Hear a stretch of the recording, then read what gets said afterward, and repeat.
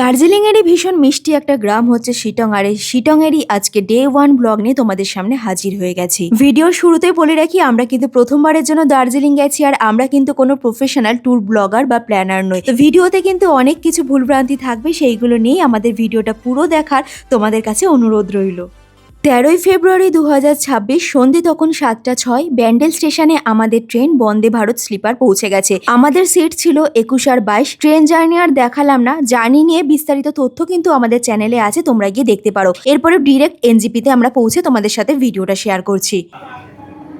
এখন বাজে 1:55। এখন বাজে 2:07। তো আমরা এক্সিকিউটিভ লঞ্চে এসেছি। এখানে কত করে পড়লো? ফার্স্ট আওয়ারে 50, তারপর থেকে 20। তো এইভাবে 3 ঘন্টা চলবে, দেন আবার রিপিট হবে, মানে আবার 50 থেকে স্টার্ট হবে। তো এখানে দেখা যাক, ওয়েট করি, তারপর তো গাড়ি আসবে 6টার সময়। টাটা। তো এখন বাজে সকাল 6:35, প্রায় 6:30। আমাদের যেহেতু চেক আউট করতে একটু লেট হয়েছিল, তাই আবার 20 টাকা করে এক্সট্রা চার্জ করেছিল পার হেড। তো আমরা আজকে যাচ্ছি হচ্ছে তারা হিমালয়ান রিট্রিটে। আমরা জার্নি স্টার্ট করলাম, নিমেষের মধ্যেই কিন্তু জনবহুল এলাকা থেকে অনেকটা দূরে চলে আসলাম। আমাদেরকে পিক আপ করতে এসেছিল হোটেলেরই ওনার প্রবেশ ভাইয়া। রাস্তায় প্রথম স্পট সেবকেশ্বরী কালী মন্দিরে আমাদেরকে নামায়, কিন্তু তখন যেহেতু 7টাও বাজেনি, তাই তখনও মন্দিরটা ওপেন হয়নি, তাই আর ঢুকতে পারিনি আমরা। এইদিকে হচ্ছে ভুটানের ওয়ে, আর আমরা এদিকে যাচ্ছি যে দার্জিলিং। এরপর একটু ব্রিজের দিকে যাই, যার নিচ দিয়ে বয়ে চলেছে কিন্তু সুন্দরী তিস্তা নদী। হচ্ছে তিস্তা রিভার, আর এই পাশ থেকে পুরোটা ডুয়ার্সে যাওয়ার রাস্তা। প্রচন্ড হাওয়া দিচ্ছে, প্রচন্ড হাওয়া। দাদা বললো আজকে কালকে থেকে নাকি হালকা হালকা একটু মেঘলা আছে। কপাল কতটা ভালো না খারাপ বুঝতে পারছি না। আমরা ব্যস্ততার ভিড়ের মাঝে একদম যেখানে জনবহুল এলাকা ছিল সেখান থেকে নিমেষের মধ্যে চলে আসলাম এরকম একটা নিস্তব্ধ শুনশান জায়গায়। আলাদাই একটা অনুভূতি। আর পুরো জার্নিটা তো তোমাদেরকে শেয়ার করব। ঠান্ডা হাওয়া এতটা পরিমাণে দিচ্ছে, প্রচন্ড হাওয়া দিচ্ছে, ওয়েদারটা হালকা একটু প্রবলেম করছে দাদা বললো। এই দোকানে একটা জিনিস দেখলাম, দূর থেকে এত অ্যাট্রাকটিভ লাগছিল, চিলি বল। এগুলো হচ্ছে লঙ্কা, প্রচন্ড স্পাইসি, খেতে নাকি দারুণ লাগে। ঝাল খেতে পারলে নিয়ে নিতাম একটা। ওই যে ওইখানে আর একজন রয়েছে, এনে আর একটা, ও ওকে দিতে গেল। ঠান্ডা ঠান্ডা হাওয়ার মধ্যে গরম গরম চায়ে চুমুক, আহা! যদিও চা ভালোবাসি না, তাও।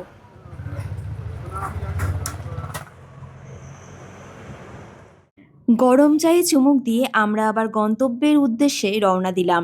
যে কোনো পাহাড়ে এই গন্তব্যে পৌঁছানোর রাস্তাটাই হচ্ছে সব থেকে মনোরম সময় আর দৃশ্য।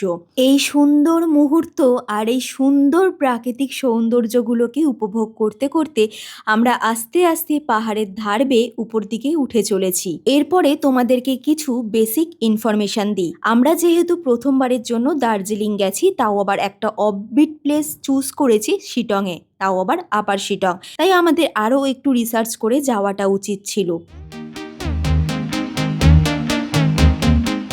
মাঝখানে একটু ওয়াশরুমে যাওয়ার ছিল, কোথাও পাইনি, তো এইখানে দাঁড় করালো আমাদের দাদা। I love Sittong. আর এখানে ভিউটা জাস্ট দেখো, একটু ক্লাউডি আছে ওয়েদারটা আজকে। আজকে নয়, এক সপ্তাহ ধরে বলছে এইরকমই এখানে। এই পাশের ভিউটা অসাধারণ লাগছে, কিন্তু ক্লিয়ার নেই বলে বোঝা যাচ্ছে না। আজকের দিনটা ছিল 14ই ফেব্রুয়ারি, আর সেই সময় শিটংয়ে প্রচণ্ড মেঘলা ওয়েদার ছিল। আমরা যখন রিটার্ন করে আসি দার্জিলিং থেকে, তারপরে কিন্তু সেইখানে কদিনের মধ্যেই বৃষ্টিও হয়েছিল, তাই আমরা ভিউগুলো কিন্তু খুব একটা ক্লিয়ার দেখতে পাইনি। এই দোকানটার নাম হচ্ছে চ্যামলিং ফাস্ট ফুড, তোমরাও এখানে কিন্তু ব্রেকফাস্টটা সেরে নিতে পারো। এই পুরো এরিয়াটা এপাশ দিয়ে হচ্ছে বার্ড জোন, মানে যেতে যেতেই রাস্তার এধারে ওধারে পাখি দেখতে পাওয়া যায়, যদি কপাল ভালো থাকে। আমরা কিন্তু শিটং 3-তে পৌঁছে গেছি, মানে শিটং 1, 2, 3 হয়, আমরা এখন 3-তে আছি। দাদা বলল এখনও আমাদের প্রায় 1 থেকে 1.5 ঘন্টা জার্নি করতে হবে, আমাদের প্রায় ওই অত দূর যাওয়ার কথা। তো আমাদের অ্যাকচুয়ালি প্রথমে আমাদের ইচ্ছা ছিল যে ইয়াং কটেজে যাওয়ার।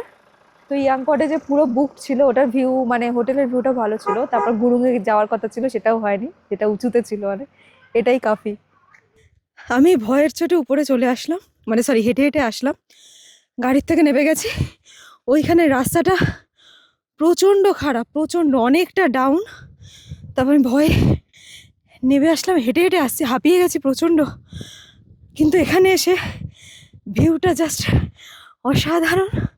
যদি গাড়িতে করে আসতাম এটা দেখতে পেতাম না নিচটা। আমার আসলে চড়াই উতরাই রাস্তায় একটু ফোবিয়া আছে, আর তার মধ্যে প্রথমবারের জন্য পাহাড়ে এসেছি, তার মধ্যে রাস্তাটা এতটা পরিমাণে ভাঙা ছিল কি আর বলবো। যারা আমার মতো প্রথমবার পাহাড়ে গেছো, আমার কষ্টটা কোথায় হচ্ছিল বুঝতেই পারছো, সেই কারণে গাড়ি থেকে নেমে যাওয়া। তখন যে ইম্পর্টেন্ট কথাটা তোমাদেরকে বলতে বলতেও বলা হয়নি, সেটা এখন বলি চলো। তোমরা যখন শিটং বা যে কোনো অফবিট প্লেসে ঘুরতে যাবে, যখন তোমরা গাড়ি বুক করবে, তোমরা তাদের থেকে একবার কনফার্মেশন নিয়ে নেবে কোন কোন স্পট তোমাদেরকে ঘোরাবে। আমরা যদি শিলিগুড়ি বা এনজিপি থেকে গাড়ি বুক করতাম, তাহলে কিন্তু আমাদের যে ট্যুরিস্ট স্পটগুলো হয় সেগুলোতে আমাদেরকে ঘুরিয়ে ঘুরিয়ে তারপর নিয়ে যেত। শিটং পৌঁছানোর 2-3টে রাস্তা আছে, আর স্বাভাবিকভাবেই যেই রাস্তাগুলোতে বেশি ট্যুরিস্ট স্পট রয়েছে সেই রাস্তাগুলোই কিন্তু বেশি ভাঙা। প্রায় 40-45 মিনিট জার্নি করার পর আমরা আবার এসে পৌঁছালাম হচ্ছে লাতপাঞ্চর। নিচ থেকে পুরো ভিলেজটা দেখা যাচ্ছে, কি দারুণ লাগছে। আর এতটাই কপাল খারাপ যে ভীষণ ভীষণ ফগি ওয়েদার, ওই দূরে একটা পাহাড়ও দেখা যাচ্ছে না। হ্যাঁ, এবার যেই কথাটা তখন বলছিলাম, তোমরা যদি আগে থেকে ট্যুরিস্ট স্পটগুলোকে কনফার্মেশন না করে নাও, তাহলে কিন্তু একটু আমাদের মতো প্রবলেম হতে পারে। আমরা যেহেতু আলাদা করে কোনো গাড়ি বুক করিনি, হোটেল থেকেই আমাদের পিক আপ করতে এসেছিল যে হোটেলের ওনার, তো তিনি চুজ করেছিল যে রাস্তাটা ভীষণ ভালো সেটা। আমাদের এনজিপি স্টেশন থেকে পিক আপ করতে নিয়েছিল হচ্ছে 3000 টাকা। আমাদের এই হোমস্টেতে কিন্তু আরও অন্যান্য গাড়ি ছিল, যারা কিন্তু তোমাদেরকে সব ট্যুরিস্ট স্পটগুলো ঘুরিয়ে নিয়ে আসবে। কিন্তু আমি এই প্রবেশ ভাইয়াকেই রিকোয়েস্ট করেছিলাম যেন দাদা আমাদেরকে পিক আপ করতে যায়, সেই কারণে দাদা আমাদেরকে পিক আপ করতে গেছিলো। আমাদের যেহেতু বেশি ভিউ পয়েন্ট ঘোরার কোনো টার্গেট ছিল না, তাই আমাদেরকে সব থেকে শর্টকাট যে রাস্তা সেই রাস্তা দিয়েই নিয়ে গেছিল। তোমাদের যাদের সমস্ত ভিউ পয়েন্টগুলো কভার করে তারপরে হোমস্টেতে যাওয়ার ইচ্ছে থাকবে, আগে থেকেই তোমরা হোমস্টেদের সাথে কথা বলে নেবে, তাহলে ওনারা সেই বুঝে তোমাকে গাড়ি পাঠাবে। এখন আমরা যাচ্ছি অহলদারা ভিউ পয়েন্টের দিকে, আর আমার সব থেকে যেটা বেশি খারাপ লেগেছে, এর পাশেই নাকি ছিল কমলালেবু বাগান। আমি তো কিছুই জানি না, যেহেতু প্রথমবার গেছি, কিন্তু যখন দ্বিতীয় দিন বা তৃতীয় দিনকে কমলালেবু বাগানে যাওয়ার কথা বলি, তখন বলে ওটা পুরো উল্টো রাস্তা, যেতে গেলে অন্য গাড়ি বুক করে দেবে, তার জন্য 1000 টাকা লাগবে। আমরা এখন ঢুকলাম হচ্ছে অহলদারা ভিউ পয়েন্টে।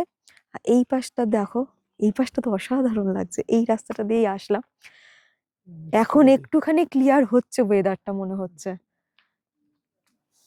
তো চলো এবার উপরে যাওয়া যাক। শরীরটা ভীষণ খারাপ করছে। আমরা এই অহলদারাতেও হোমস্টে দেখেছিলাম, বাট আলটিমেটলি আর কন্ট্যাক্ট করা হয়নি।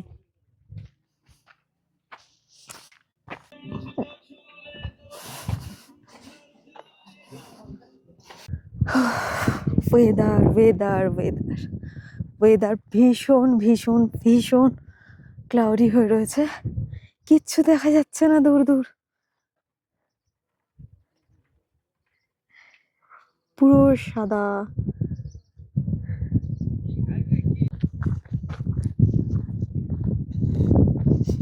কালীজোড়া কিধার? এই রাইট সাইড।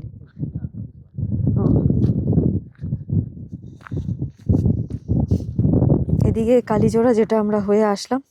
আর এতটাই ফগি যে কিছুই বোঝা যাচ্ছে না। এত সুন্দর ভিউ, আরো ভালো হতো ক্লিয়ার থাকলে, দারুণ লাগছে। এই পাশটা যেহেতু এটা সানলাইটের অপোজিট হয়ে যাচ্ছে বলে দেখা যাচ্ছে না এই সাইডটা, বাট এই সাইডটা খানিকটা দেখা যাচ্ছে।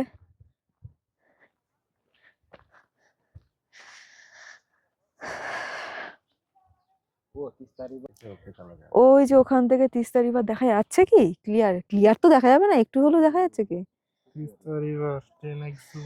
জুমে দেখা যাবে। এই পাশে আরো রয়েছে ছোট ছোট নদী, ওখানে একটা, এ পাশে একটা।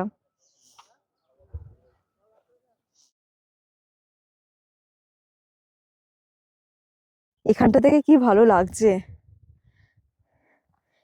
কাছে আসলে একটু একটু ক্লিয়ার দেখা যাচ্ছে। এটা কি গাছ বললে দাদা? ওই যে ওষুধ হয় ওই গাছটা বললে না? সিংখোনা, সিংখোনা। हाँ ম্যালেরিয়া का।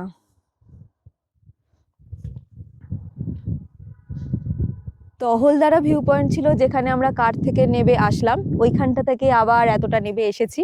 তো এখানটাতে বসে এখন মাথার পেছনে কিচ্ছু দেখা যাচ্ছে না, কিন্তু সিঙ্গেল পাহাড় বাদ দিয়ে। তো ওখানে যদি দাঁড়ানো যায়, পেছনে কিন্তু পুরো কাঞ্চনজঙ্ঘার পুরো ফুল রেঞ্জটা চলে আসে, কিন্তু আজকে আসছে না।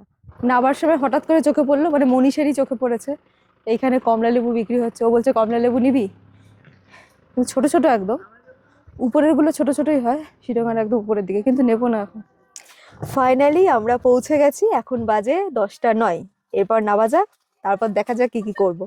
মাঝখানে রাস্তা থেকে দুটো কিটক্যাট কিনেছি আর 4 প্যাকেট ম্যাগি কিনে নিয়ে আসলাম, কারণ ম্যাগি খাবো বলেছি তাই। আমাদের এই হোমস্টেটা আপার শিটংয়ে অবস্থিত, যেখানে আই লাভ শিটংটা লেখা আছে সেই রাস্তার একদম এন্ডিংয়ে। রাস্তাটা কিন্তু এখানেই শেষ হয়ে আছে, তবে আমাদের হোমস্টের পেছনেই পাহাড় কেটে আবার রাস্তা বানানোর কনস্ট্রাকশনের কাজ চলছে, যাতে আরও কোনো নতুন নতুন হোমস্টে হতে পারে। কিছু ব্যাগ ট্যাগ নিয়ে, লাগেজ নিয়ে এখন ওপরে আসছি। ট্রাইপডটা বেকার ব্যাগ থেকে তখন বার করলাম, ট্রাইপডটা ইউজই করা হলো না।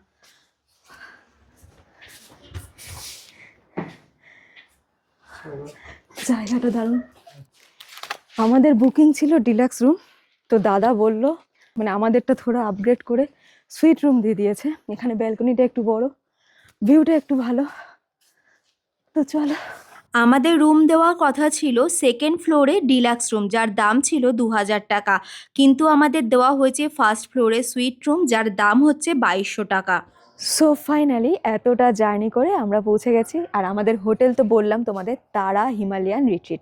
আমাদের ফার্স্টে যেটা বুক করার কথা ছিল একদম পাশের প্রপার্টিটায়, কিয়াং কটেজ, একবার দেখিয়ে দে।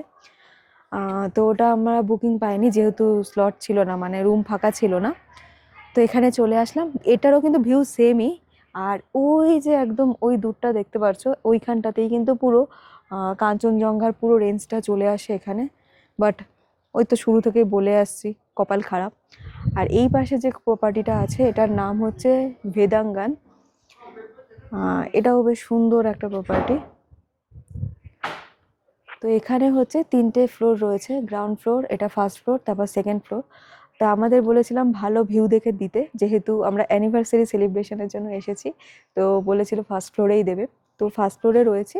আমাদের তো ছিল হচ্ছে ডিলাক্স রুম, যেটা হচ্ছে প্রাইস পড়তো 2000 করে, fooding lodging include.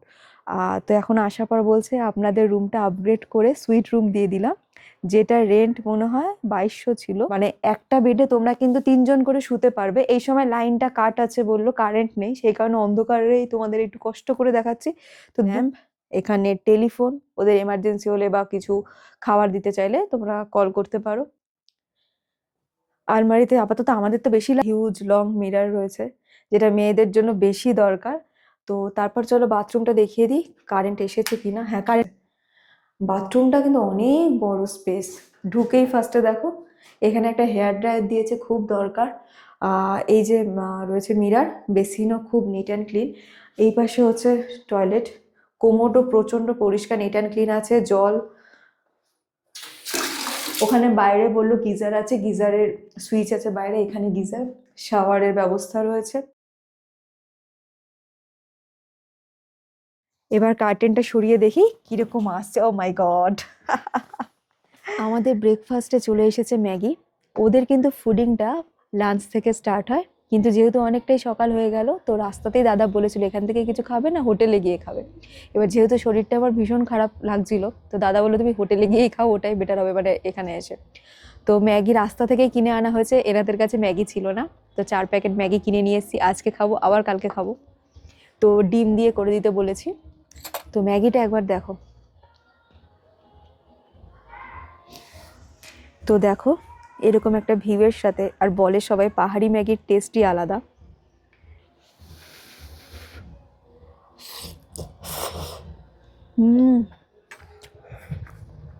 Two good. এখন বাজে দুপুর 12টা। এইটা হচ্ছে ব্যাক সাইডের ব্যালকনি, এতটা যেখান দিয়ে আসলাম। আর এই পাশ থেকে পুরো টি গার্ডেনটা দেখা যাচ্ছে, ওই দেখো উপরে। তো সেখানে এখন যাব আমরা।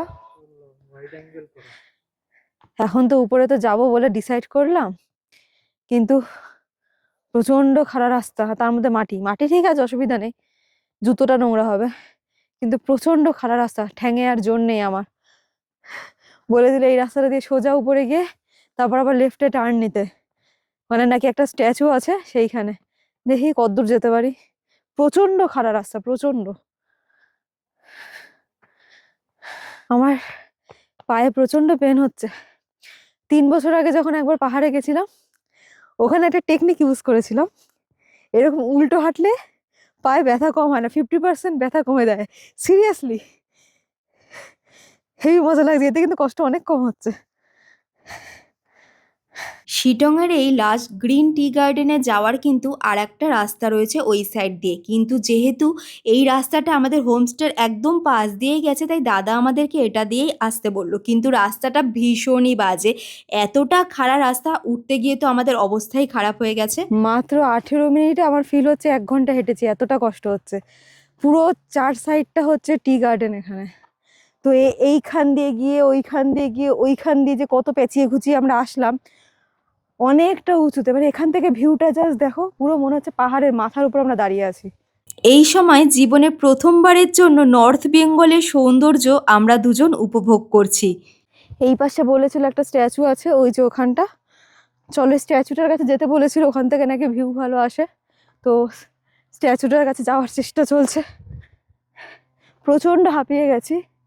এই পাশে ভিউটা খুব সুন্দর আসছে।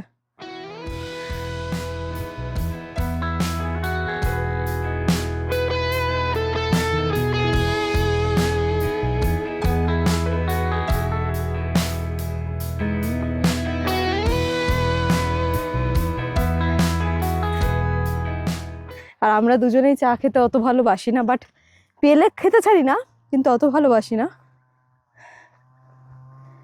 এই যে স্ট্যাচু, ওয়াও। এই স্ট্যাচুটা বানানোয় এখনো কনস্ট্রাকশনের কাজ চলছে, হয়তো এটা কোনো মনেস্ট্রি হবে, আমি সঠিক নাও হতে পারি। তবে যাই হোক, এখানে এসে যে ভিউটা দেখতে পারলাম, আর এই সময় আকাশটা একটু একটু পরিষ্কার হচ্ছিল, মানে এখানেই আমার মনটা পুরো শান্ত হয়ে গেল। আর তার সাথে ওয়েদারটা, ওয়াও। তো এই হচ্ছে আমার পেছনে পুরো চা বাগান। এই জায়গাটার নাম হচ্ছে শিটংয়ের লাস্ট গ্রিন টি গার্ডেন।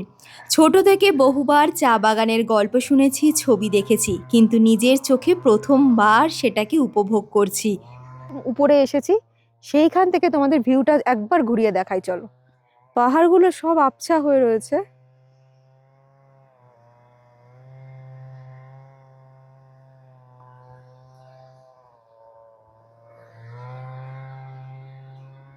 আমাদের এখানে একটা হোমস্টেতে যাওয়ার কথা ছিল, ওই যে ওইটা গুরুং হোমস্টে, কিন্তু যাওয়া হয়নি। একটাই কারণ, ওনাদেরকে প্রায় 3 দিন না 2.5 দিন ধরে আমরা কল করার চেষ্টা করছি, মেসেজ করছি, কোনো রেসপন্স করেনি। ওখান থেকে ভিউটা খুব সুন্দর, মানে ওই ওদের যে কটেজটা অনেকটা উপরে, আর পুরো নিচটা টি গার্ডেনটা দেখা যায়, খুব সুন্দর। কিন্তু ওরা কেউ রেসপন্ড করছিল না ঠিক করে, তো একটু সাহস পাচ্ছিলাম না। তারপর কমেন্টও অনেক নেগেটিভ দেখছিলাম, যেরকম ওনারা রেসপন্স করে না, বা পেমেন্ট করার পরেও যে ইনভয়েসটা সেটাও পাঠাতে অনেক লেট করছে, সেই ভয়ে আর রিস্ক নিইনি। তো তারপর তো ইয়াং কটেজে যাওয়ার কথা ছিল। ইয়াং কটেজে দেখলাম রুমের ফাঁকা নেই কোনো। শেষ অবধি ইয়াং কটেজের একদম পাশেই যেহেতু তারা হিমালয়ান রিট্রিট, তো মনে হয় সেই সময়টাতে একসাথে সবাই বসে গল্প টল্প করছিল। তো ওনাদের রেফারেন্সেই এই মালিক যে ওনার, তিনি আমাদের ফোন করেছিলেন তিনি। তারপরে তো কথা হয়, তারপর আসি, আর তোমরা দেখতে পারছো। এত সুন্দর দৃশ্য উপভোগ করতে করতেও মনের মধ্যে কোথাও একটা কষ্ট হচ্ছিল। আমরা যে অহলদারা থেকে ঘুরে আসলাম, তার পাশেই নাকি ছিল কমলালেবু বাগান, কিন্তু আমরা দেখতে পারলাম না। তবে মনের কষ্টটা দূর হয়ে গেছে। আগামীকাল আমাদের হোমস্টের পাশের গলিতেই কিন্তু আমি কমলালেবুর বাগান দেখতে পাই। এখন আমরা আবার রিটার্ন করছি নিচে। আমাদের হোমস্টেটা এখান থেকে দেখা যাচ্ছে, দেখো ওই যে নিচে স্কাই কালার। হ্যাঁ, এই যে একদম এই যে এইখানটাতে, এই যে ওইখানটাতে আমাদের হোমস্টে। তো এতখানি আবার হেঁটে হেঁটে যেতে হবে, তবে নামতে তো বেশি কষ্ট হয় না। তো রুমে ফিরে আমাদের ভীষণ টায়ার্ড লাগছিল। কাল রাত থেকে আমরা জার্নি করছি ট্রেনে, সারা রাত কোনো ঘুম হয়নি, ওয়েটিং রুমে ছিলাম। তো ভেবেছিলাম যে স্নান করব না, কিন্তু তাও স্নানটা করে এখন একটু রিল্যাক্স লাগছে, আর লাঞ্চের জন্য অপেক্ষা করছি। তো দেখি লাঞ্চ কখন দেয়, তারপর তোমাদের সাথে কথা হবে। টাটা। তো এখন বাজে 2:47, একটু স্নান ফ্নান করে আমরা একটু হালকা শুয়েও পড়েছিলাম, মানে ঘুম পেয়ে গেছিলো। তো আমাদের লাঞ্চ চলে এসেছে, চলো কি কি আছে তোমাদের সাথে শেয়ার করি। এইটা আছে মনে হয় আলু স্কোয়াশ দিয়ে একটা তরকারি। এটা বুঝতে পারছি না কি তরকারি, এটা আলু ভাজা। এটা বাঁধাকপি ও হ্যাঁ বাঁধাকপি মটরশুঁটি দিয়ে। এখানে আছে ডাল। ডাল তো অনেকটা, 4 জনের হয়ে যাবে যা ডাল আছে। এখানে আছে রাইস, যেটাও 3 জনের আরামসে হয়ে যাবে। এখানে আছে এগ কারি, তার সাথে আছে এখানে পাঁপড়। তো এবার আস্তে আস্তে খাবারগুলো নিয়ে নিই। আর প্রচণ্ড ঠান্ডা লাগছে, আর এত হাওয়া দিচ্ছে, ঘরেও ঠান্ডাতে পারা যাচ্ছে না। তো খাবার দিয়েছিল আমাদের ওই স্যারটাতে, আমরা টেবিলটাকে টেনে এপাশে নিয়ে আসলাম একটু রোদ গায়ে লাগিয়ে খাবো তাই। এটা কিন্তু এখানকার মনে হয় লোকাল রাইস, একটু হালকা আঠা আঠা টাইপের। গন্ধটা সুন্দর আসছে, মানে আমাদের ওখানকার যে দেরাদুন রাইস হয় গন্ধটা পুরো সেম আসছে, কিন্তু একটু আঠালো টাইপের রাইসটা। এখানের এই যেটুকু শুনেছি অন্যান্য ভিডিও থেকে, তো এদের খাবার দাবারটা নেপালিদের মতো ম্যাক্সিমাম। আর আমি এদেরকে বলেছি নেপালি স্যুপটা খাওয়াতে, খুব ট্রাই করার ইচ্ছে, বলেছে ঠিক আছে খাওয়াবো, দেখাবো তোমাদের। এটা আলু স্কোয়াশের তরকারিটা। এটা এখন দেখে মনে হচ্ছে আলু টমেটোর তরকারি, একটা ভীষণ কালারফুল লাগছে, কিন্তু এতে কিন্তু কোনো অ্যাডিশনাল কালার নেই, মানে লঙ্কা, কাশ্মীরি লঙ্কা যেসব হয়, পুরো বোঝা যাচ্ছে দেখে যে এটা টমেটোর কালার। এটা কিন্তু দেখে পুরো বোঝা যাচ্ছে যেটা টমেটোর কালার। তাই আই থিঙ্ক এটা দেখে আমার একটু লোভ লাগছে, কেমন হবে খেতে কে জানে।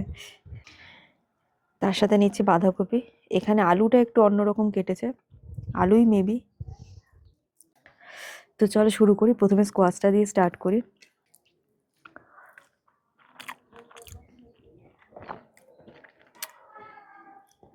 একটু স্পাইসি নেই, মিষ্টি মিষ্টি লাগছে। তোমাদের এটা যেটা বললাম স্কোয়াশের তরকারি, এটা স্কোয়াশ নয়, এটা কুমড়োর তরকারি, কচি কুমড়ো যেটা হয়, আর না হলে জুকিনি। জুকিনি বা কুমড়ো দুটোতে একই খেতে হয়, ওই যে কোনো একটা ওইসবের তরকারি, স্কোয়াশ নয়। এবার আলুর তরকারিটা ট্রাই করি।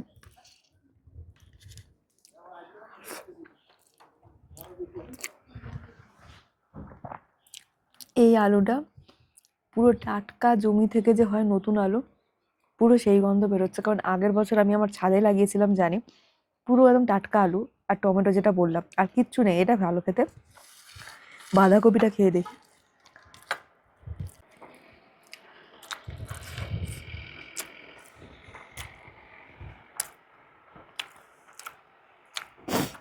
মানে একটু অন্যরকম, বাঙালিয়ানার স্বাদ নেই, একটুও ঝাল নেই, যেরকম এই স্কোয়াশের তরকারিটা আর বাঁধাকপিটা, একটুও ঝাল নেই, মিষ্টি মিষ্টি টাইপের। ঠিক আছে, একটু ভিন্ন স্বাদের খাবার। এখন খেতে বসে একদম বেলা শেষে হালকা কাঞ্চনজঙ্ঘা দেখা যাচ্ছে খালি চোখে, ক্যামেরায় ধরা যাবে না আশা করি।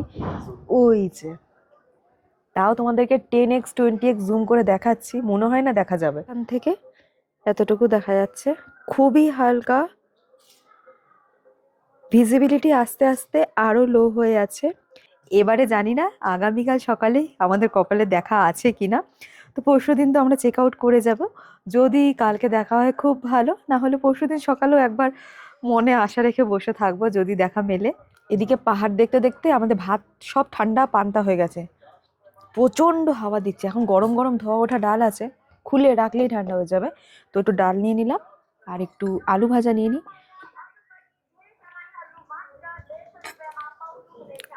অন্য কিছু তরকারি শেষ করতে না পারলেও আলু ভাজাটা শেষ করতে পারবো, তাই হাত দিয়ে নিলাম। ডালটা ওই এদের টেস্টের, মানে আমাদের মতো না।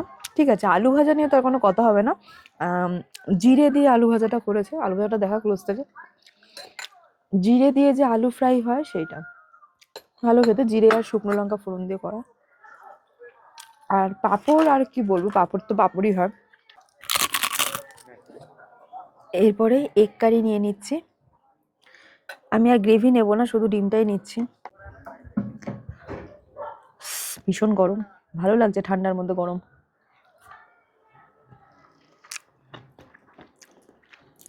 তো এখানেই খাওয়া দাওয়া শেষ হলো আমাদের আজকে, বাকিটা এবার খেতে থাকি।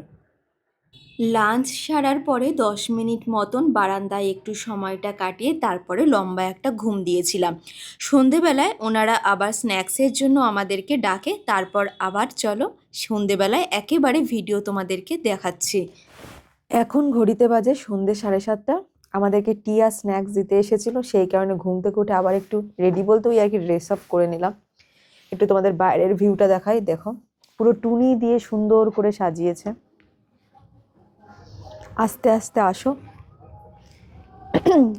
ওই পাশে গান চালানো রয়েছে, দরকার হলে অডিওটা একটু মিউট করতে পারি, কারণ হচ্ছে না হলে কপিরাইট দিয়ে দেবে।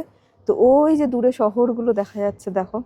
ভাবছি চাটা এখানে বসেই খাই, ঠান্ডায় ঠান্ডায় গরম গরম চা না খেলে বেশ জমবে না। এখানে ঠান্ডা এখন খুব বেশি না থাকলে, আজকে হচ্ছে 14ই ফেব্রুয়ারি, সেই হিসাবে বলছি ঠান্ডা খুব বেশি না থাকলেও হাওয়াটা যখন দিচ্ছে তখনই ঠান্ডাটা লাগছে। তো একটু প্রিপারেশন নিয়ে বেরোলাম, ভাবছি একটু হালকা রাস্তার দিকে যাব। তো স্ন্যাক্সটা দেখে নাও, এই পাশে দিয়েছে কিছু ভেজ পকোড়া, পেঁয়াজি মনে হচ্ছে, আর তার সাথে রয়েছে 2 কাপ গরম চা, আর সাথে এই ভিউটা।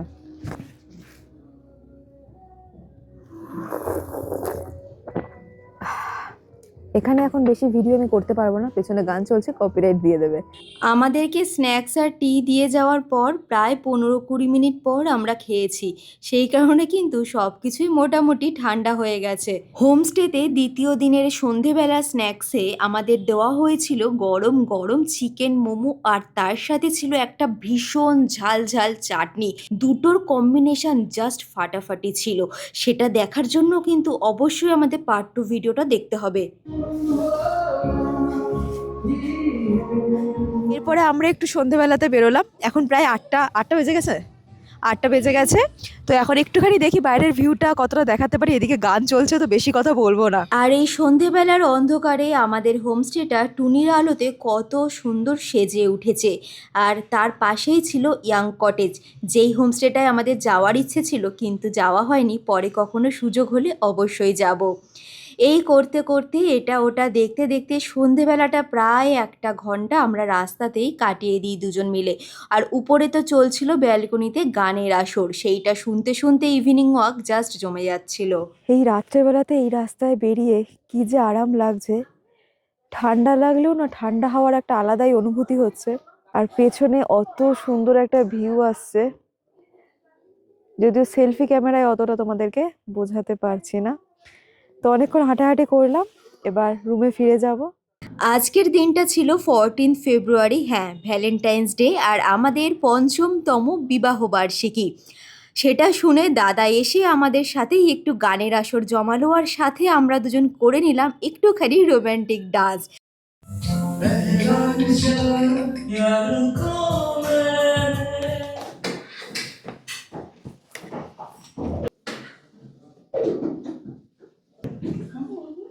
তো আমরা ডিনারে চলে এসেছি, এখন ডাইনিংয়ে খাওয়ার জন্য ডাকলো।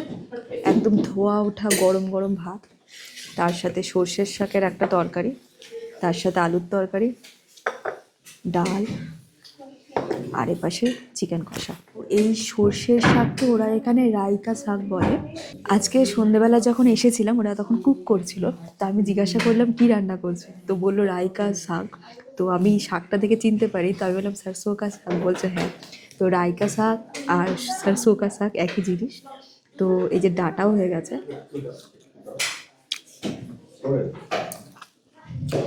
এদের এখানে লোকালে সব বাড়িতে থাকে। তো এই আলুর তরকারিটা দেখাই একটু।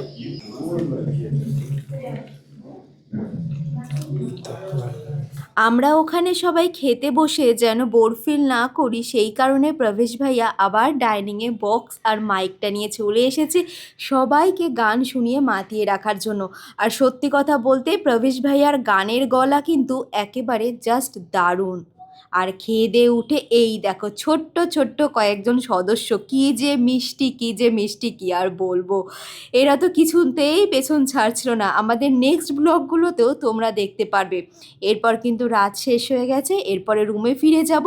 রুমে ফিরে গিয়ে তোমাদেরকে জাস্ট একটা এই খাবার নিয়ে রিভিউয়ের ভিডিও দেব। খাওয়ার টেবিলে বেশি ভিডিও করতে পারিনি, কারণ হচ্ছে ওখানে যে আমাদের ওনার ছিল, দাদা তো ভীষণ ভালো গান করে। সন্ধেবেলা তো আমাদের সবাইকে ভীষণ এন্টারটেন করেছে, এত ভালো গলার ভয়েস, মানে কি বলবো, মুগ্ধ হয়ে শুনতে হবে, প্রফেশনাল ভয়েসের মতো। কিন্তু কোথাও শো করে না বা ট্রেনও নেয়নি, ট্রেনিং। নিজে থেকেই করে 4-5 বছর ধরে গল্প করছিল আমাদেরকে। তো দাদার কাছে একটা গানের রিকোয়েস্ট করছিলাম, সেই কারণে আর খাবার সময়ের তোমাদেরকে অডিও কিছু বলতে পারিনি। তো এখন আসি ডিনারে কি ছিল। ডিনারে ছিল হচ্ছে সর্ষের শাক, যেটা এখানে রাইকা শাক বলে। কিন্তু এখানে বড়, বড় হয় তাই ডাঁটাও হয়। তো ওই শাকটা ভীষণ সুন্দর ছিল। আমাদের বাঙালিদের মতন নয়, এদের স্টাইলে। কিন্তু আমার তো বেশ ভালো লেগেছে। আর এখানে যেটা দেখলাম এরা সব রান্নাতে মোটামুটি টমেটোটা কুচি, কুচি করে খুব ব্যবহার করে। তো খারাপ হয়নি তাতে। 2nd এ ছিল হচ্ছে আলু একটা তরকারি, যেটা জিরে দিয়ে করেছিল। হালকা মসলা, এখানে সবই তোমরা দেখলে দুপুরে রাতে ভীষণ লাইট মসলা। তবে এতে ঘি দিয়েছিল। আর এখন খাবারের টেস্টটা ভালো ছিল। তার সাথে ছিল ডাল। ডাল আমি আর খাইনি এখন। আর এখন ভাজা কিছু ছিল না। আর ছিল চিকেন কষা। আমি এটা দেশি চিকেন কিনা বুঝতে পারলাম না। বাট পোল্ট্রি বা আমাদের ওখানে যে চিকেন খাই সেই চিকেন না। হয়তো এখানকার লোকাল চিকেন, সেই চিকেন। চিকেনটা খুবই ভালো ছিল খেতে। আমি এটা নিয়ে আর কোনো কিছু বলতে চাই না। রাতের খাবার খেয়ে আমি ভীষণ স্যাটিসফাইড। দুপুরে একটু কষ্ট হয়েছিল। কারণ দুপুরে সব খাবারই মোটামুটি মানে আ সল্ট খুব কম, স্পাইসি তো একদমই ছিল না। দুপুরের একটা খাবারও স্পাইসি ছিল না। তো একটু প্রবলেম হচ্ছিল খেতে। যেহেতু আমরা বাঙালি বুঝতেই পারছো। এরপরে লম্বা একটা ঘুম দিয়ে সকালবেলাতে গরম চায়ে চুমুক দিয়ে নতুন দিনটা শুরু করলাম। আমাদের ডে টু ভ্লগে থাকছে দ্বিতীয় দিনে কি খেলাম, কোথায় ঘুরতে গেলাম, সমস্ত কিছু দেখার জন্য অবশ্যই চ্যানেলটাকে সাবস্ক্রাইব করে পাশে থাকতে হবে। আজকের জন্য চলো টাটা বাই বাই। তোমরা সবাই সুস্থ থেকো আর ভালো থেকো।